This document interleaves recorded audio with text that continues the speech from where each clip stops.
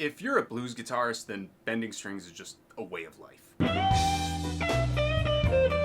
So I've broken it down into 6 essential types of bends that you're gonna need if you want to tackle the blues. Every blues guitarist that you like, that you listen to, uses these 6 types of bends. We're gonna be going through a bunch of different licks that highlight every one of these styles of bends. So go ahead and click the link in the description so you can get the tabs, and let's get going. The first style of bending is called the squeeze bend. And it's heard in pretty much every blues solo and blues guitar lick that you've ever heard. Now, the squeeze bend is very subtle. It doesn't require a lot of movement and it doesn't require a lot of strength, but what it does require is that you listen really carefully to the pitch that you're starting from and the pitch that you're bending to. You have to use your ears instead of your eyes for this one because the string's just not going to move very much. The idea is to bend less than a half step and hint at the next note but not quite reach it. So the first lick we're doing is in an A minor pentatonic box. It's a very simple idea, but it utilizes that squeeze bend on the 8th fret of the high E.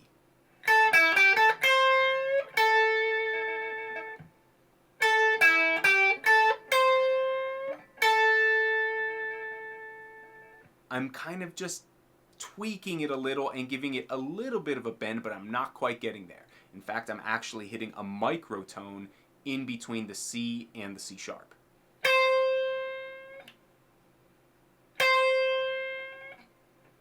So lick number 2 utilizes the same concept, but it's a different part of the A minor scale, and here it is.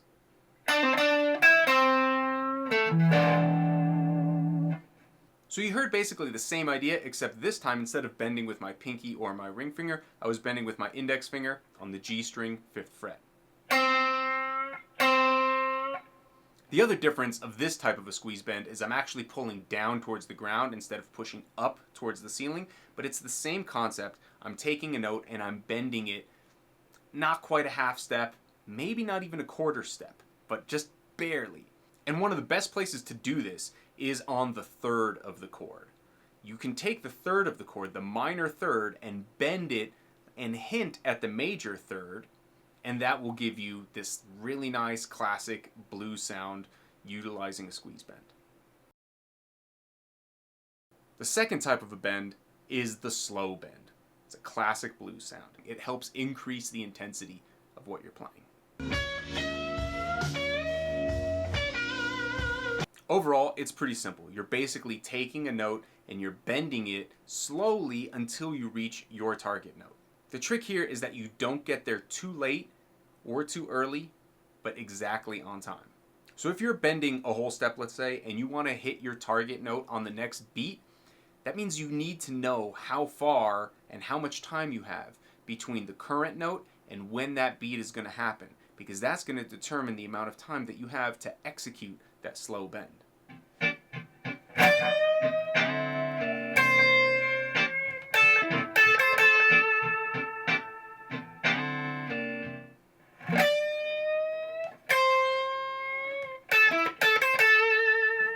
This time we're taking a whole step bend from the 4 to the 5 on the high E string.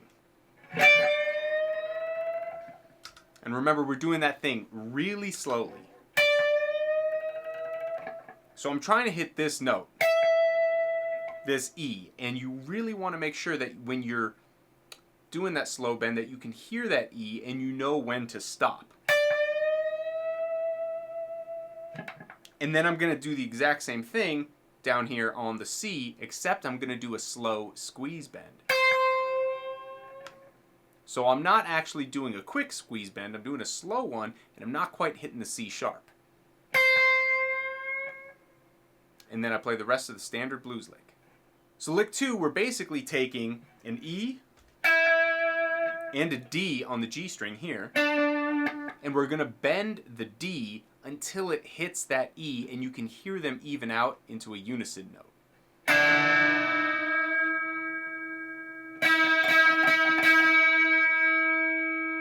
Right there, you can hear that both notes are the same. And then I'm going to basically go up to a G with my index finger and do the same thing there. And then I'm going to go up another whole step and do it there. And if you play the whole lick, it sounds like this.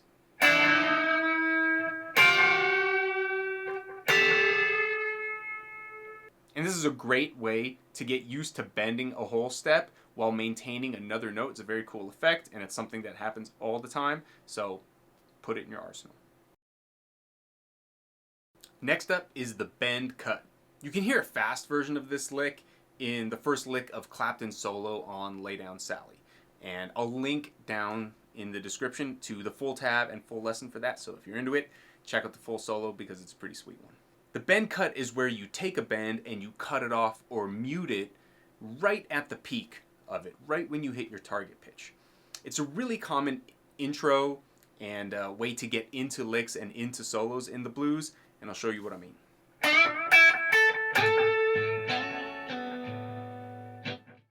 So in this lick, you can hear the stereotypical blues opening, where I'm still in the A minor box and I'm taking the D and I'm bending it right up to an E.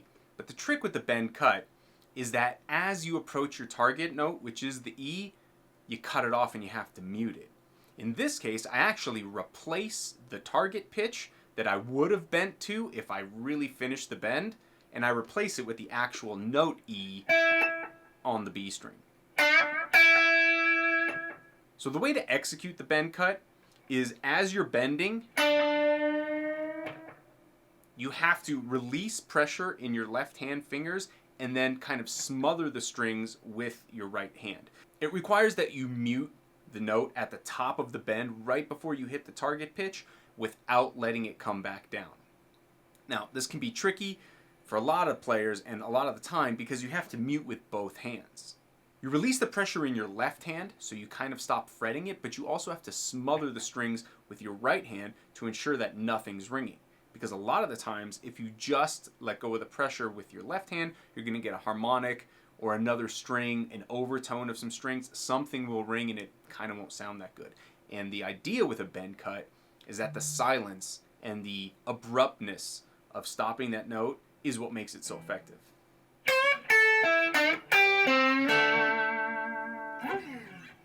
So in this lick, I'm actually doing 3 bend cuts in a row. I'm once again in the A minor box, and I'm starting my first bend cut on the high C.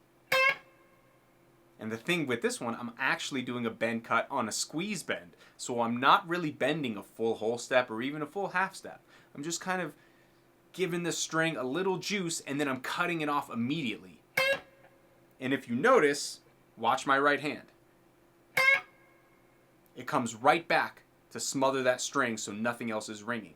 And in addition to that, the rest of my palm is also covering all the strings. And then after that, I end up doing a bend cut on the D of the 7th fret.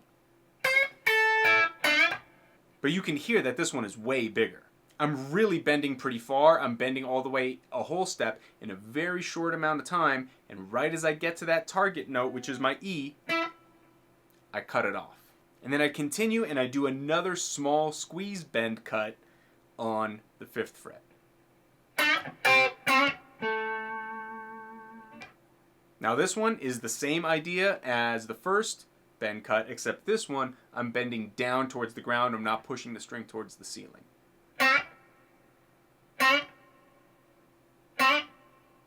The high note of the target pitch is less important than the bend itself. The bend itself is really just kind of like a sound that you're using to attack in the direction of the target note, but because you're cutting it off, that muting, that cutting it off, is the most important part of the bend cut. Now, before we get into the next style of blues bending, I want to thank you guys for watching, and if you enjoy this type of content, please subscribe and let me know in the comments what your favorite style of blues bending is. I'd love to hear what you guys are playing and how you're using these bends. Now, blues bend number 4 is the bend release. This is something you have all heard a million times. It's probably the most used blues bend in existence. You bend up to your target pitch, and then without muting, you let the string sink back down to the original pitch. And in between, you can hold it for as long as you like. You can do a lot of things. You can bring it right back down. You can bend up fast, release slow. There's a lot of different tools that you can use with this one little bend.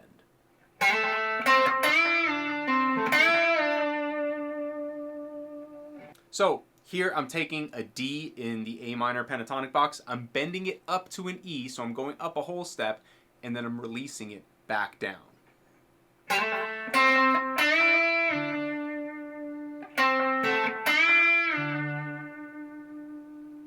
And if you notice, the idea is that I hit that target pitch quickly, and then I release, and at the bottom I do a little vibrato.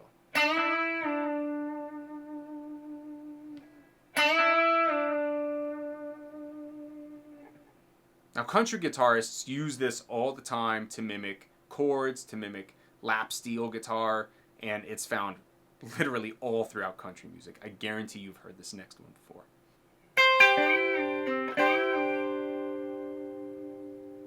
In this case, I'm taking the C and the G on the top two strings of my A minor box, and I'm barring them with my pinky. And then I take the D that I was just bending in the lick before, and I bend it up to the E, and then release it. And what it does is it mimics like a C sus2 going to a C chord and then back. And the reason is that I have C and G, the 1 and 5 of a C chord, and then D would be the 2. I'm bending up to the 3 and then releasing back down.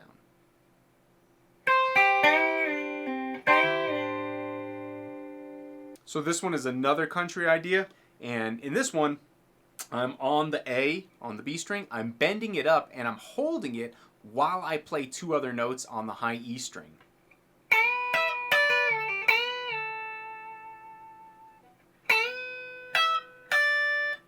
And I reach with my pinky and I play the 12th E and the 10th D before releasing that A back down.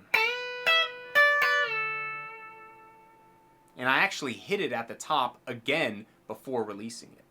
And then at the end of the lick, I do another bend and release.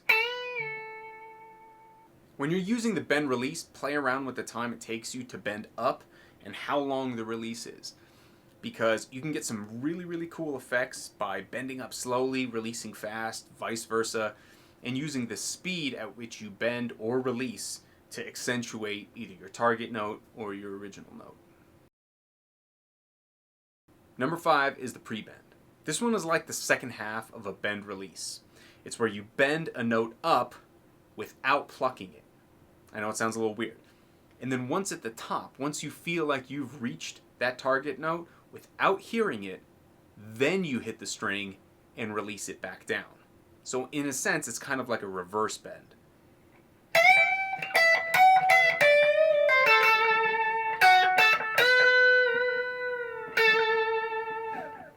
Okay, so in this lick, I'm actually doing a really big bend, and I'm taking the high E and I'm bending it a step and a half all the way to the G. And the first time I do it, I do a normal bend, but it's quick. And then the second time I do it, I do that same idea, but it's a pre-bend. So I kind of know the distance that I have to bend that string to hit that step and a half pitch. And I do that prior to it. And then I hit it.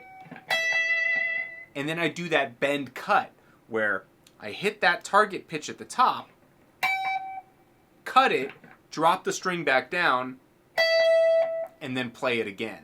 And it adds a really cool effect. And then at the end of the lick, I'm actually taking the A on the 10th fret, I'm bending it up a step and a half to the C, I'm dropping it down a half step, and then bringing it back. And the whole idea with that is that once again it's a pre-bend.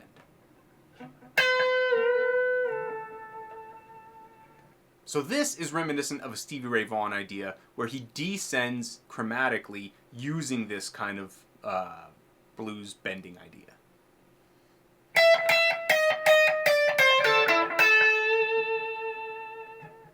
So I start on the 12th fret and I play it, and then I do a pre-bend on the 11th, which gives me the same note as the 12th fret that I started.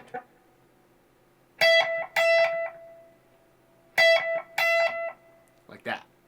And then I drop down and I play the 11th fret.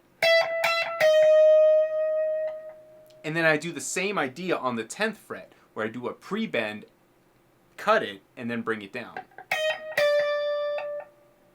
And then I finish the lick with a pre-bend on the 9th fret that leads me into the A on the 10th of the B.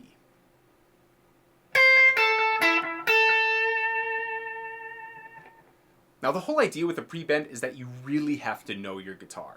You have to know where your target pitch is simply by feel without hearing it.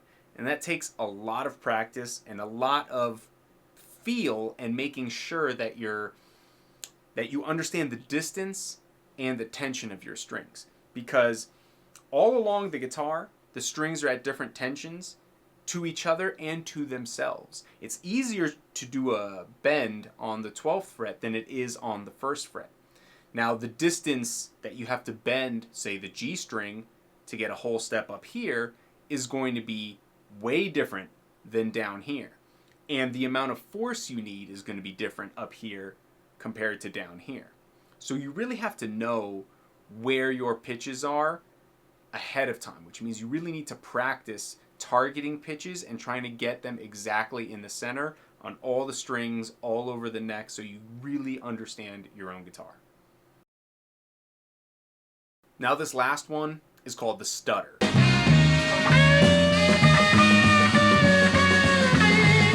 It's a super aggressive technique, and you can hear it on live versions of Jimi Hendrix's Voodoo Child or the Star Spangled Banner from Woodstock. He does this as an extremely sort of in-your-face effect. But you can also hear it in B.B. King Thrill Is Gone, which is much more mellow. So even though it is an aggressive style, it can be pretty versatile. You bend a note up to your target.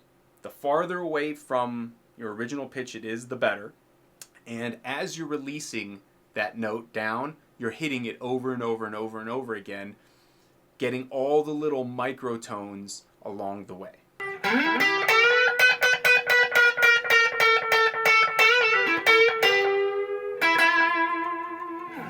So with this lick, I'm basically going up to the E minor box this time, and I'm taking that A and I'm bending it to a C. So once again, a step and a half. And the reason I'm bending it so far is that I want a lot of time to really accentuate this effect, because I'm bending it and then I'm releasing it.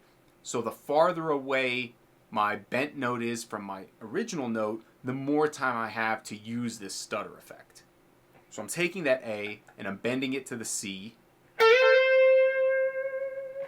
And then I'm hitting it over and over and over again, planting my pick on the string so that each time I do it, I get a cut, and I can change the rhythm as I release the string back down.